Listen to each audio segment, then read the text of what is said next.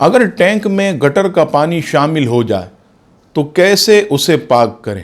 جواب سماعت فرمائیے، اگر ٹینک میں گٹر کا پانی شامل ہو جائے جس کی وجہ سے پانی کا مزہ بدل جائے، یعنی اس میں سے بو آنے لگے، تو ضروری ہے کہ پورے ٹینک کو خالی کروا کر سارے پانی جو ہے یہ باہر نکالیں، اور نکلوانے کے بعد پھر صاف پانی دوبارہ جو ہے اس کے اندر بھرا جائے، تو اس طرح جو ہے یہ ٹینک بھی پاک ہو جائے گا، اور باقی جو صاف پانی ہوگا پھر اس سے غسل بھی کر سکتے ہیں اور اس سے وضو بھی کر سکتے ہیں۔ لیکن اگر کسی پانی کے اندر گٹر کی بو آتی ہو تو نہ اس پانی سے وضو ہوگا نہ اس پانی سے غسل ہوگا۔